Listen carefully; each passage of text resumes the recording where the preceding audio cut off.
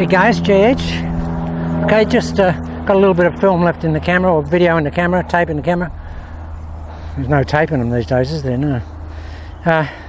Someone just asked me about pitching with channel lock. Now guys, invariably the club players' single biggest problem in their game most of the time, or a big problem in their game, is that they always pull their short irons, you know, from basically 8 iron down. And they invariably, absolutely always pull their wedges. And that's because the club player, because the swing tends to be, more upright because they're closer, they just tend to get very shoulder rolly, and with the forward ball position, that in conjunction with the shoulder roll and the upright manner of the golf swing, that basically is a recipe for a pull or a drag. And once you have that recipe ingredients, guys, you're just going to get the result, which is a pull or a drag. So with channel lock, because we're here, guys, and we're firing the club this way, we can't get a pull. We can never get a pull with a pitch shot, ever. Now I've only got 4 balls here, but I'll just see that post down there on the right. It's 108 yards from here, and we've got a really strong left to right wind across here. And the post beside it, to the left of it, is 4 metres away. So that's about 12, 13 feet. Now we should be able to hit every shot inside that little gate, that little 12-foot bandwidth there. And guys, you won't, I haven't got a lot of time here, but I just want to show you that the advantage is, I'll tell you the story. The story is that we're hitting from here, guys. We're hitting from in to out, closed shoulders, so the club face is always going that way. So your worst shot's going to be a little push. That's the worst shot you'll get. You won't get a drag, and you won't miss the green. And if you're 110 yards out from a green, or 100 metres or whatever, and you're in this position, you've invariably hit a reasonably good shot to get there. So you don't want to waste that and miss the green from 110 yards or something. You don't want to do that. You want to hit the green. And from here you really should be thinking of getting inside a 20-foot circle. Okay. Here we go.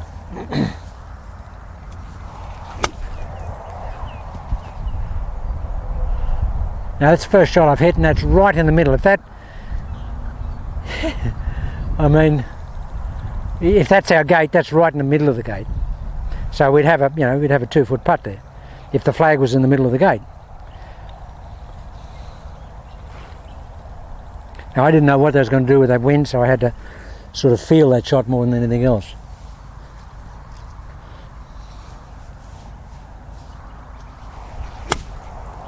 There's another one, exactly the same. Now the ground's very gnarly down there, guys, and wherever the ball comes down, it'll bounce different directions. But the main thing is that you're seeing that the ball starts straight in the direction of that little tolerance gate that we've got down there. There's very gnarly ground here. Yeah, so guys, the advantage is that we're hitting into out here. And the swing is not that steep, and they say you have to have a steep swing to spin it. Well, I can spin it as good as anybody, and my attack on it is not steep.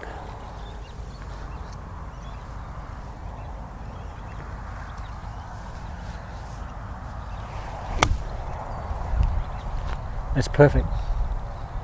Perfect.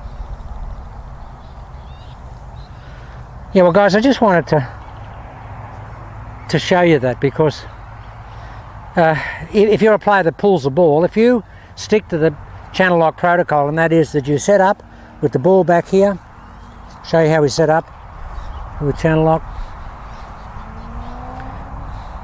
normal ball position.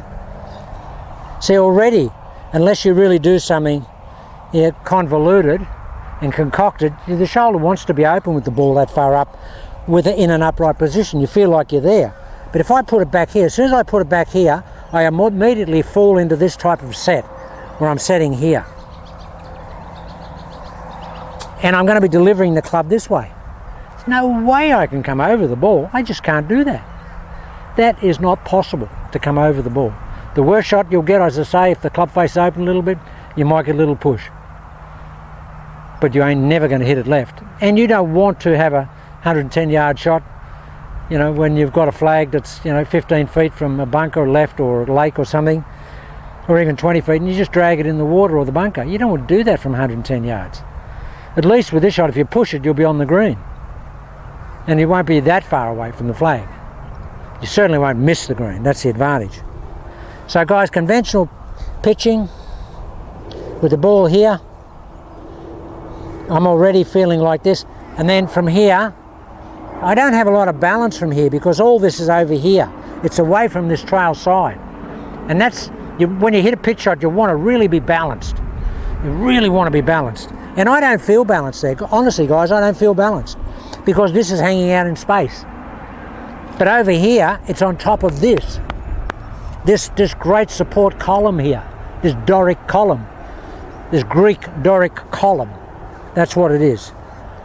Here I am, this is over it. So guys, I feel really, really solid there in terms of being able to be balanced. But here, I got to tell you now, after doing channel lock for a couple of weeks, over here I feel awful. No wonder I always felt ill at ease when I was pitching the ball. Even though, I pitched it okay, but with channel lock, I'd have been an absolute, paint stripper of the flag with channel lock. Because I think now from 100 out, I can knock the ball inside, 20-foot circle all the time. I'm just not going to, I won't have big variables. Just won't have big variables. And particularly when you're under the gun, you don't want that. You need to be able to step up and have the confidence that, and look at this, guys, this is amazing. This is the good thing about channel lock. As soon as I go here, what do I feel? I feel stability. I feel here. Stability. Feel stability. I feel stability. Because all this mass here is centered over this foot, which is fantastic for pitching. Why would you want to be in a position like that when all the mass is here? That mass is going to move all over the place. And I never thought about that before until I just felt it now. But when I get in here like this, guys, this is all here.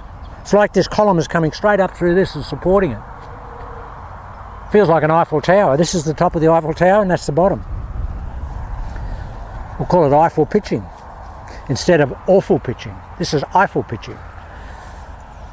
And you guys know, you club players, there are days when you're not pitching it good that it is awful and it's not Eiffel. It's a bit of awful. Australia say that's awful. And down south they say that's awful, Johnny. Awful? Awful's what comes out of chickens, isn't it? But anyway, we want to be Eiffel, we don't want to be awful, and we certainly don't want to be awful. So here we are, guys. This is fantastic. When I get in here, I feel great. This shoulder almost feels like it's over my trail foot here, from here. And this is how I can hit it. Just here. Just feels fantastic. That feels so good. So guys, just try and set up with your pitch shots with channel lock. And try this feeling. Get in your normal pitch position here if you're a right-hander. Get in here where you got the ball here, centered, and feel where your mass is. You'll feel it's out in space and it's wanting to fall somewhere. It's wanting to go. I promise you, you'll feel like it wants to go somewhere. And it shouldn't want to go anywhere. It should want to just stay somewhere. But honestly, I feel like it's going to fall there. But when I get here, then you couldn't push me over with a D10 bulldozer. I mean, here I am here. And what could be better than that? And of course, that's where I'm going to hit the ball. And of course, that's where I'm going to have maximum application of compression and stability and force on the golf ball because it's all lined up. This Doric column here, guys. Here. When I get here, oh, that feels terrible.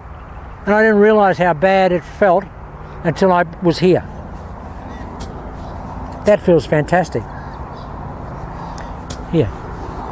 And the more the club comes from here, the better it feels.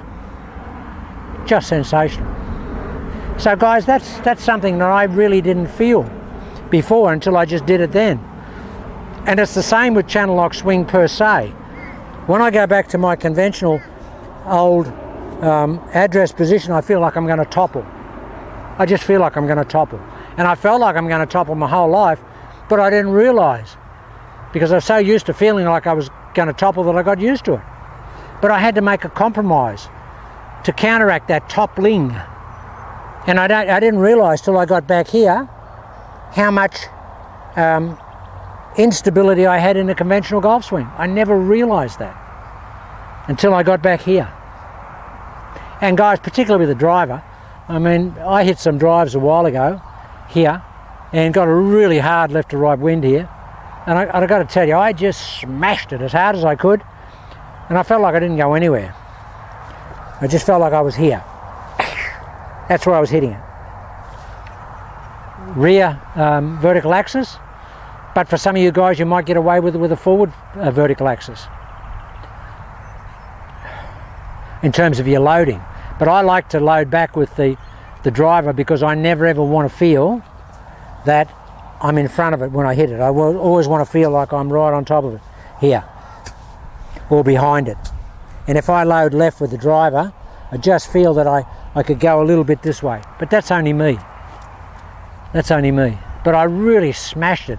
And what I did feel was this fantastic stability of this Doric column here, this whole trail supporting mechanism for the trail dominant arm.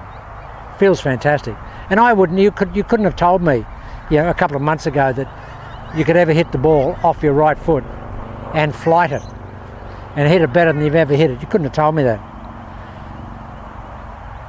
But you couldn't tell me now that you can't do that. And you couldn't tell me now that a conventional golf ball position is better than a rear biased ball position. You'll never ever tell me that, and I will never ever go back to that. To me, it's so automatic now, guys. I just step up to the golf ball. The first thing I do with any of the clubs now, if I want to hit a shot, is this. I put that club down in line with my trail foot. That's where I want to be. And I'm just conditioned for that now, guys. I want to be here. I never want to be here anymore. I want to be here. And I'm just conditioned for this stabilisation and getting this mass on top of this column here. This trail vertical Doric column. Have a look at Doric column. Look it up. It was a Greek stability column. D-O-R-I-C. Okay, D-O-R-I-C, yeah, Doric. Honmar brought out some graphite shafts in some irons years ago. I had a set. Well, I didn't have a set, but the Honmar agent gave me a loan of them. They were $40,000 worth. There was 10 irons. They were $4,000 an iron. And they were 24 karat gold in the back, and they had these Doric shafts in them. They were twin marks. And they had them at the show out here, and the agent let me have them at the range to show people. I actually played a round of golf with them, but they had these Doric, they called them Doric column shafts. They're amazing golf clubs. I would have loved them, but the guy would have even given to me at cost at the time, but it still would have cost me probably 25 grand. But they sold quite a few sets of those. But yeah, the Doric, a Honmar Doric twin marks shaft. And I wondered what Doric was. And then I looked it up and I thought, oh, that's why they call the shaft the Doric, because it's so stable. Okay guys, so that's it. So with the pitching, we get back here, we lock this. I try and get the shoulder over that foot down, then I just push that shoulder back.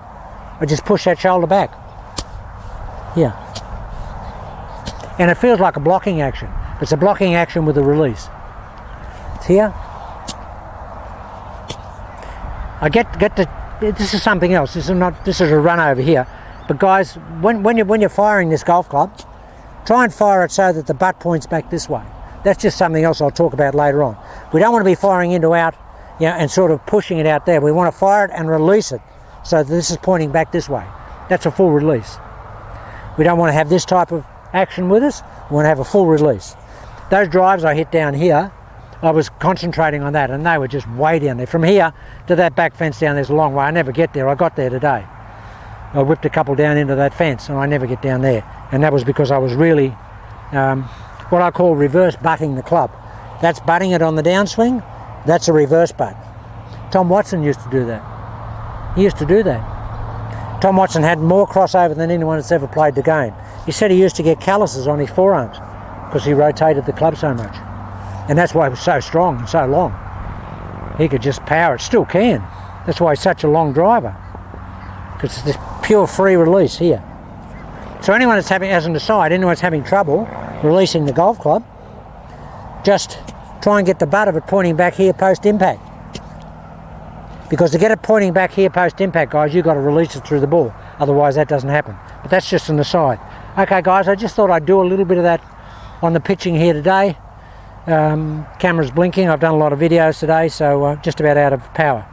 So anyway, I hope that helps you guys with the pitching, and the reason that you invariably will pull the ball with a natural forward position and a shoulder roll in a conventional golf swing.